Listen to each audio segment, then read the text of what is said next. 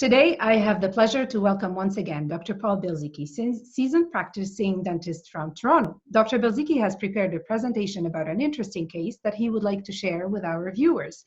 Dr. Bielzycki, I'd like to thank you for sharing your valuable experience with us and welcome to the CDA Oasis. Thank you very much, Shiraz.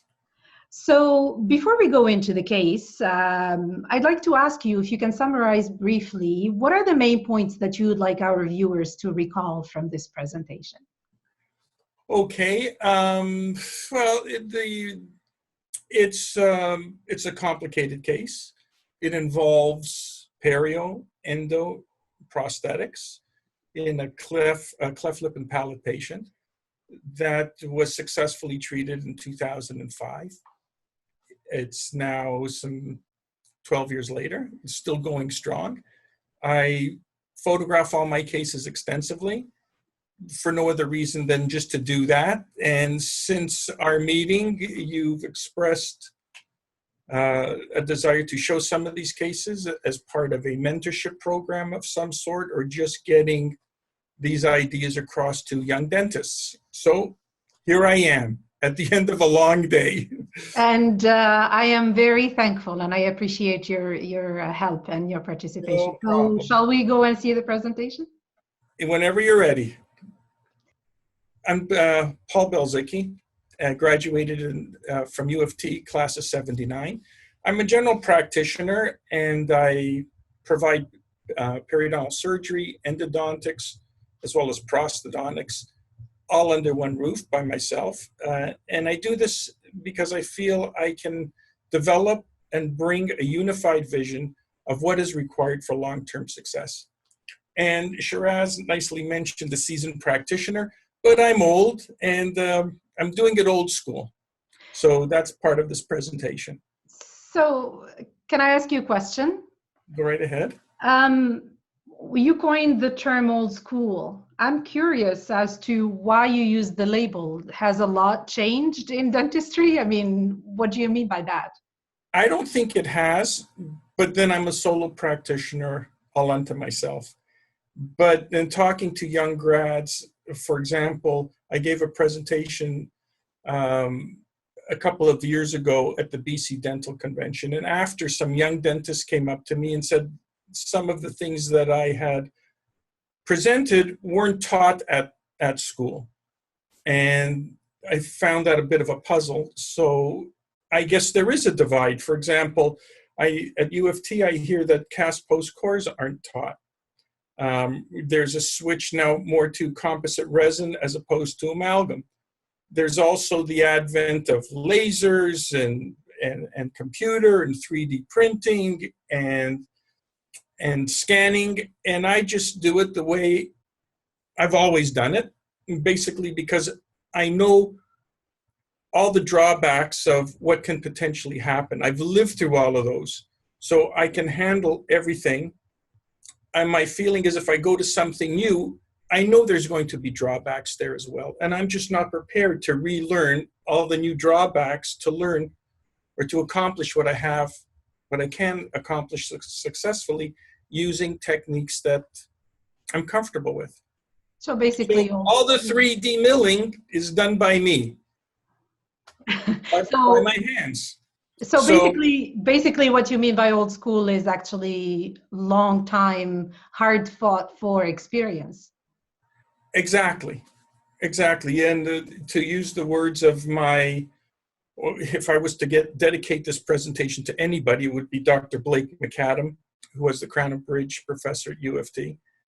And his favorite word was brinksmanship. You try to do everything to the highest degree of excellence you can, and that's brinksmanship. In the summer, I was his assistant. I asked if I could be his assistant for 2-3 weeks, and there I watched a pair of magnificent hands provide excellent dentistry. And that's how I learned. Perfect. Thank you for answering my question. Sorry it's long-winded, but us old school guys like long-winded. So, and I apologize if this thing gets a little bit too long. That's just the thought process of developing an idea or a concept, I think, just takes time and effort, and it just doesn't happen in one quick blast of a slide. So I hope everybody stays with us. So this case, a female about 40 years old at the time, 45 years old. She was a cleft lip and palate individual, and you can see that there's a bony defect that was here. That's covered over. This crown and bridge work has been in place before she came to me. It was pre-existing. Yes, we saw the margins here, but there was no reason to redo this case. Other than that, everything seemed secure, and she was very happy with the aesthetic appearance. And you can see here, this is from the occlusal aspect. This is in three segments. There's a pontic here, 4-unit splint. These 3 teeth are splinted together. There's a small interlock here, a semi-precision interlock, and these crowns are standing on their own. And everything was fine. She had some large amalgams, a gold crown, but there were no issues. And here's the radiographic appearance. There's a post in the left lateral. I think there was a post in the right lateral. The fill was not there. There's a bit of a radiolucent area here, but everything was asymptomatic, and there was no reason to treat anything. And I said, one day when there's a problem, you'll let me know. So one day she came in and said, something feels loose. And with finger pressure, I dislodged, and this was on the left side, I dislodged this 3-unit splint, 3 splinted crowns. You can see the debris that has accumulated here. But thankfully, this happened early on in the game so that we didn't develop recurrent decay on these teeth. You can see all the debris there for yourself. That's what it looks like from a slightly different angle. And I thought, okay, if this looks kind of failed, I wonder what the right side will look like as well. And I thought, I've got a very weak central here. And my thoughts were, if I am redoing this case, I would probably want to check out what's happening on the right side, and she consented to treatment for that. But before doing so, I just quickly tried to prepare the teeth, get rid of whatever soft dentin was there, and quickly found myself subgingival here, and knew that in all likelihood this was going to require periodontal surgery. Once the margins start to extend that deeply into the sulcus, I like to address those issues. And so here I've taken off, I've sectioned at the major connector between the pontic and the adjacent tooth, and this just came out freely. It just fell out. I thought I may have to section down here, but this turned out to be all one piece, as was the other central. I would dissuade people from doing this. I really don't like this, because if there's a problem later with retrieval, it can be an issue. So here is the right side, and you can see the 2 centrals there. So again, fortunately, these teeth were in good shape, but the 2 centrals were not. And looking at this case, I knew that here, this beefy tissue, the margin starting to extend deep into the sulcus, this is a candidate for periodontal surgery. But the first and foremost, because there was leakage of the present restoration, I knew that the pulps, there was a good chance that the chambers, rather, were contaminated for a long period of time. So the first order of business was to redo the endodontic treatment. And you can see here, this is preoperatively. Here I am. This was before I cut off the right central. I was attempting to retreat this central, and eventually the other tooth was treated. And here you can see the endodontic fill. This is all at one appointment, by the way. And this is a fairly lengthy appointment. These are just 2 paper clips that I just cut down, and they'll be incorporated into the provisional bridge that I make, which is usually done, well, not usually, always done with methyl methacrylate powder liquid, old school resin, tooth-colored resin, because you can add and subtract to this material an infinite number of times. It's durable, it lasts a long time. In some of these cases that drag out for 6 months or a year, the material holds up beautifully and it's very repairable. Yes, it does stain. It's not as color fast as composite resin, but that's about the only advantage composite resin has over what I think is a better material for these large bridge cases. So after a few hours, I was able to do the endos and fabricate a provisional bridge, and here it is. And I tried to develop some design as best as I could, but it was a lengthy appointment. I've pulled the temporaries off. You can see the little paper clips here. They're not really acting so much for retention, just something that later when I reline these, the resin will have something to grab onto. On that appointment, where after the endo was done, this is the next appointment, the temps were removed and they reveal inflammation and margins that extend deep into the gingival sulcus, particularly around this key tooth. So periodontal surgery was undertaken. Here I've just raised the flap and talking about or mentioning what I said before about a unified vision. Now that I've got this flap back, I can see what dimension I have of root structure that's remaining. Am I close to bone or too close to bone to allow for a zone of epithelial attachment? Will I have to do osseous recontouring? It's nice to know, as the restoring dentist, what the foundation is, what I'm up against.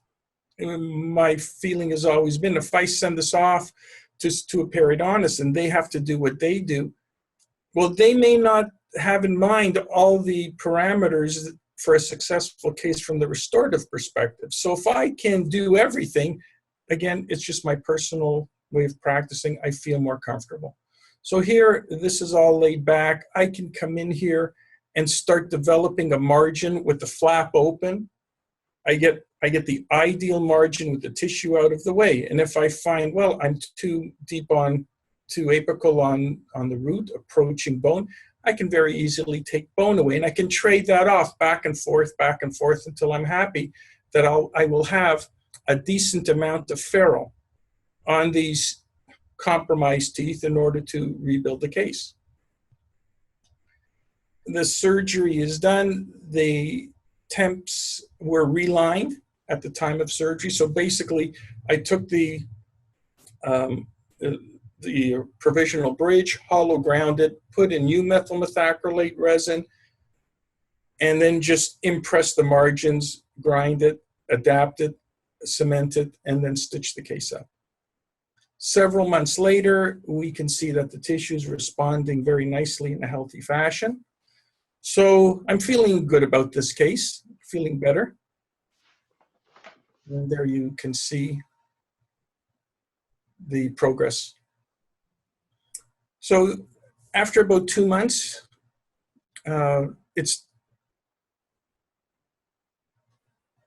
the margins were refined a little bit more. Again, this is what I told you about. I can do this any number of times with this sort of material, where you flow the resin here and impress the margins. These are the usefulness of those little metal posts. You can use whatever you want, just paper clips seem to be fast and easy. So refining the case more and more as it goes along, making sure that the patient's happy with the way this looks. And she was. Getting to tooth 24, it did, endodontics was carried out for this tooth as well. But it had a nice wall of dentin here. So my thought was here to place 2 retentive pins, and you can see these TMS pins right here, and an amalgam core buildup was done. I routinely use amalgam. I don't like composite resin for these sorts of things because moisture control can be a problem. All you need is a layer of condensation and your bonding is just not there. And there's been a few times when I have used composite resin and you pull the temporary off at a later date and your core is stuck in the temp rather than on the tooth. So I know with an amalgam core buildup, when I can use pins and also compress the amalgam into the pulp chamber, this is going nowhere. And I have seldom found cracking, crazing to be a problem with these pins, if ever. I'm going to fabricate cast post cores for the two centrals and the cuspid. I don't know if some of the younger grads know how to do this, but basically one uses plastic end dowel posts. You just cut a little one off of there and you put it in the beaks of some cotton roll forceps or endo forceps, and you'll paint that with whatever adhesive you're using. Again, if you're just purely doing scanning, digital scanning, you're not going to be able to do this. You can't make a cast post and core with that modality of treatment. You take a number 80 file. I hardly ever put a rotary instrument into a canal. I do all my endos by hand file anyways, but just take a number 80, which matches that, and make sure that you're to length, whatever length you want. You can use that as a gauge to see how deep or how long your post will be. And you put the post in. If there's an excess that's too long, you just cut that off because you don't want it to hit the tray. I use a custom acrylic tray that we make in the office here with polyvinyl siloxane impression material. So here is the case after several months of healing. You can see the margins, everything is, without retraction cord, you can see margins are there, they're clear. The tissue is textbook, there's no bleeding, there's no fighting moisture. So I know I'm going to get a very accurate impression. Here are those 3 end dowel plastic posts that are in there with retraction cord. Just trying it in, making sure everything will fit and accommodate the acrylic custom tray. At the time you're ready to go on this, you just take a lentulol spiral that you know fits slack and sloppy into the canal. You pick up some of your impression material and just drive it up into the canal. And then you seat these inside your canal and then express what I use is light body, express syringe light body in and around this area. And lo and behold, you should get a nice, neat, perfect impression. Now, not all of my impressions are perfect, but I'll guarantee you that the one that goes to the lab is. And if I don't get it the first time, I'll get it the second or the third, or if there's one that I get the majority of them on these large cases, and 1 or 2 teeth don't show up, I've got plenty of trays. I can just address 1 or 2 areas. So the lab always will get a perfect impression. You can't lie on this. You can't fool anybody because bacteria will get underneath any defect. And again, after I've prepared those teeth for the cast post cores, I now have to readapt and develop a new margin for the temporaries. And again, with powder liquid resin, it's very easy. It's just very time consuming. But these cases are they're very demanding.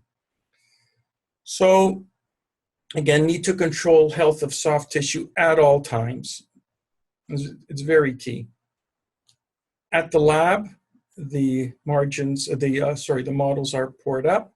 And here I've asked for 3 cast post and cores, this time with marginal aprons. So that means that entire tooth will be encased, surrounded by an apron of metal, and then the framework will be adapted to this margin.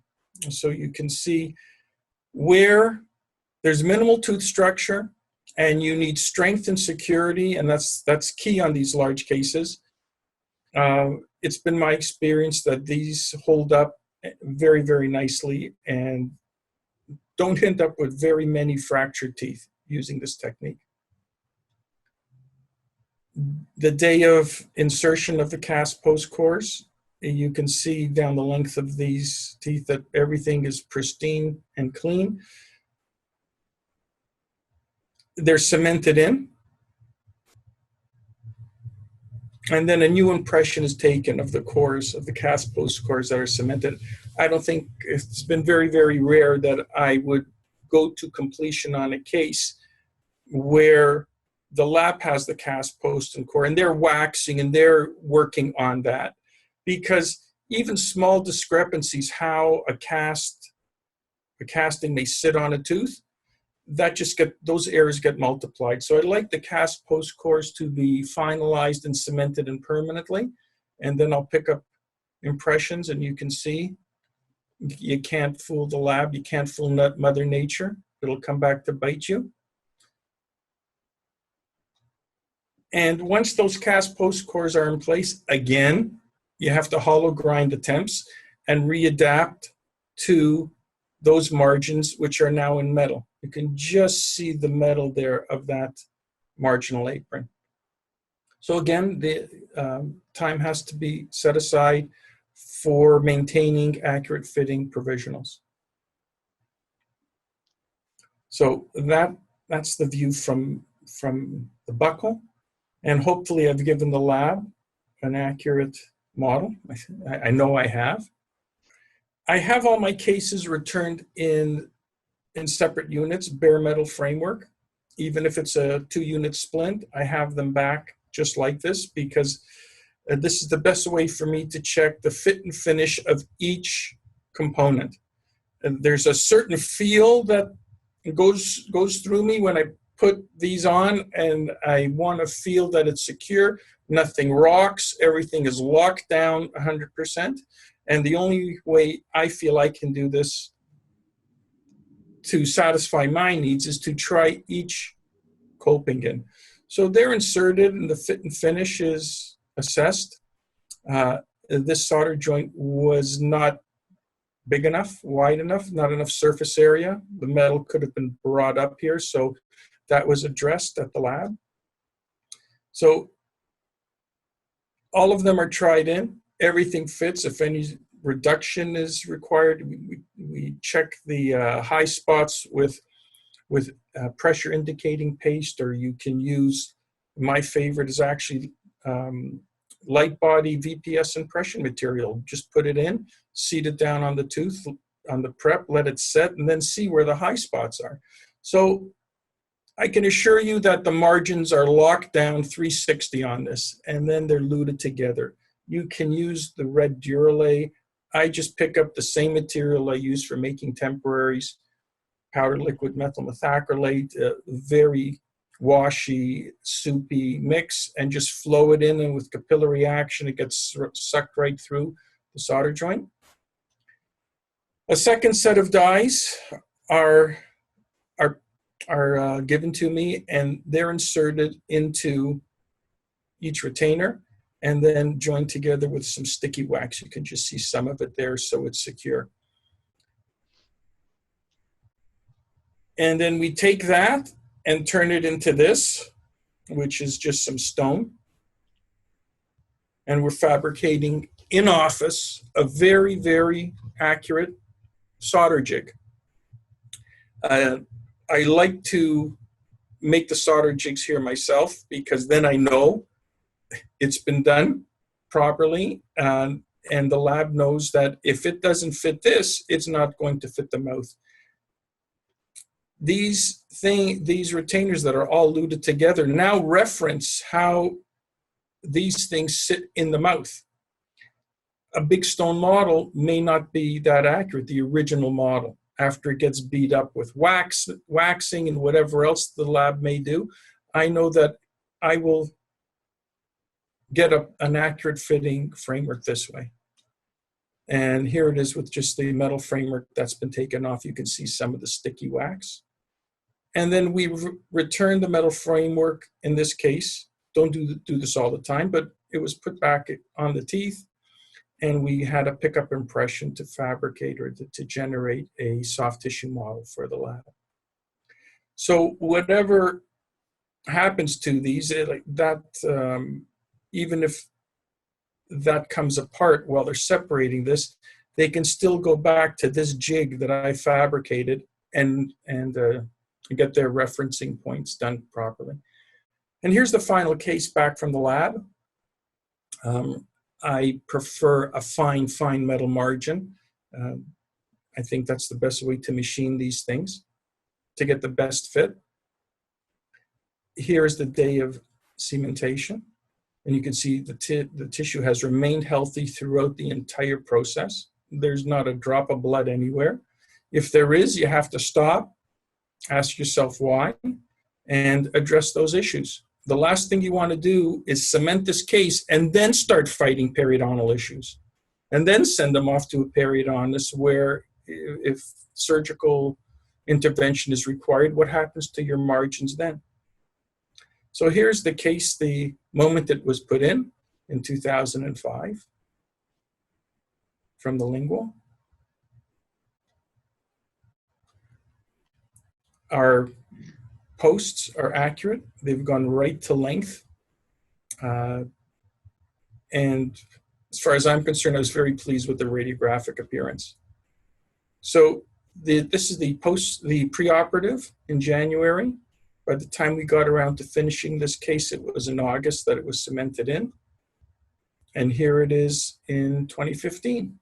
We did get a little bit of tissue rebound. Everything is as healthy as can be. Embrasure design is there. She can get in between all the embrasures with an interproximal brush. And she's a very, very diligent patient when it comes to that. And here is the preoperative radiographs. Here's the postoperative. And there's the patient. She gave me permission to put her picture in because she was thrilled with it. And you can see I really wasn't worried about any little dark line as a result of the marginal apron, it being metal, and then a fine metal margin in the bridge, because I knew as big as she could smile, nobody's going to see that. So she's been thrilled, and I phoned her today, said, we're doing this, can I use your picture? So she did give me permission. Perfect, thank you. And we're all happy to be successful, particularly after a dozen years. And I bet you it will last even longer. Yeah, I hope so. But when you know, like, why didn't she want implants? Well, if you just take your finger when you're scaling and you touch, or you try to get a finger purchase and you just touch on the palate, you touch where that cleft is, she jumps and it remains sore for a few days. I don't know whether that's psychological. She just said, look, I don't want any bone grafting. I don't want any work done on my palate. I'm happy the way it is. So